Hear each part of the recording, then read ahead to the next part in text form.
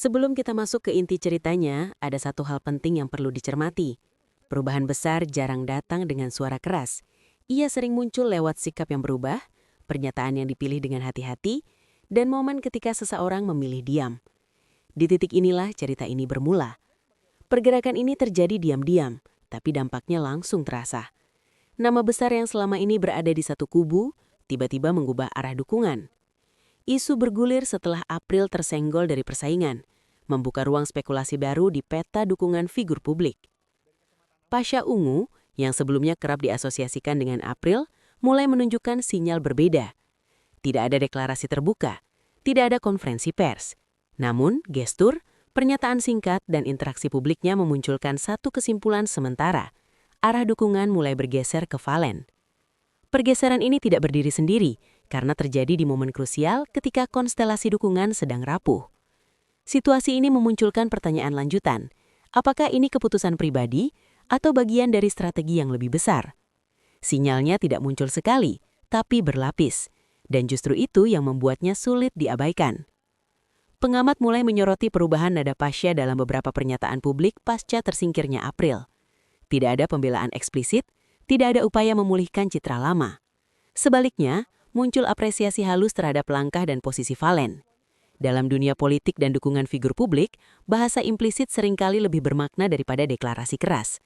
Ketika sosok sekelas Pasha memilih tidak bersuara lantang namun konsisten dalam arah yang sama, publik membaca itu sebagai pesan. Dari sini, muncul analisis awal bahwa Pasha sedang menyesuaikan posisi dengan realitas baru yang terbentuk setelah April tersingkir. April tersenggol bukan sekedar hasil kompetisi, tapi titik balik peta kekuatan. Tersingkirnya April mengubah dinamika secara drastis. Dukungan yang sebelumnya solid mulai cair, membuka ruang manuver bagi figur lain. Dalam konteks ini, Valen muncul sebagai magnet baru bagi mereka yang mencari kesinambungan pengaruh. Pasha Ungu dengan basis penggemar dan rekam jejak politiknya berada di posisi strategis. Beralihnya dukungan, meski tidak diumumkan secara resmi, dapat dibaca sebagai respons rasional terhadap perubahan medan.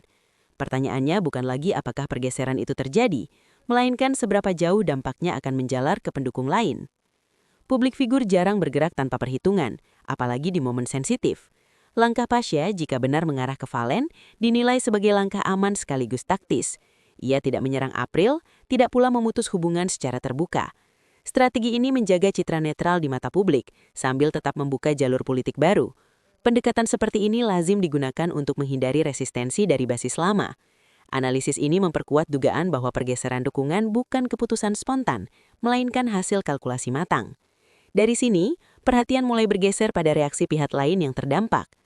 Reaksi pendukung lama justru terbelah, dan itu memperbesar efek domino. Sebagian pendukung April mempertanyakan sikap diam Pasha, sementara kelompok lain mulai realistis membaca arah angin. Kondisi ini menguntungkan Valen, karena dukungan tidak lagi terkunci pada satu figur. Dalam situasi seperti ini, satu isyarat dari tokoh berpengaruh bisa menggeser opini massa secara signifikan. Dan disinilah posisi Pasha menjadi krusial. Efeknya tidak langsung meledak, tapi perlahan mengendap dan membentuk arus. Yang menarik, tidak ada bantahan tegas dari pihak Pasha. Ketiadaan klarifikasi seringkali lebih berbicara daripada pernyataan panjang. Jika isu ini tidak berdasar, bantahan singkat biasanya cukup untuk meredam spekulasi. Namun hingga kini, ruang itu dibiarkan terbuka. Sikap ini memicu interpretasi bahwa Pasha sengaja membiarkan publik menarik kesimpulan sendiri. Dalam strategi komunikasi politik, pendekatan seperti ini dikenal efektif untuk menguji respons tanpa mengambil resiko besar. Dari sini, analisis bergeser pada kemungkinan langkah lanjutan yang sedang disiapkan. Valen sendiri tidak menolak sinyal ini, tapi juga tidak mengklaimnya. Respons kubu Valen terbilang hati-hati. Tidak ada pernyataan menyambut dukungan secara terbuka, namun pintu komunikasi terlihat terbuka. Sikap ini menjaga situasi tetap stabil, tanpa memicu konflik baru. Dalam konteks politik modern, dukungan implisit seringkali lebih fleksibel dan mudah dikelola. Bagi Valen, kehadiran Pasha, meski tanpa deklarasi, sudah cukup memperkuat posisi tawar. Dan ini membawa kita pada pertanyaan tentang dampak jangka panjangnya. Dampaknya bukan hanya pada suara, tapi juga legitimasi. Nama Pasha Ungu membawa bobot simbolik. Dukungan darinya, langsung atau tidak, memberi sinyal kredibilitas bagi Valen di mata publik tertentu. Ini penting terutama setelah April tersingkir, ketika publik mencari figur baru yang dianggap layak. Pergeseran ini juga memberi pesan pada aktor lain bahwa peta sudah berubah. Dalam politik, legitimasi seringkali dibangun dari akumulasi simbol seperti ini. Selanjutnya, perhatian tertuju pada siapa yang akan mengikuti jejak tersebut. Jika satu tokoh bergerak, biasanya yang lain mengamati sebelum ikut melangkah.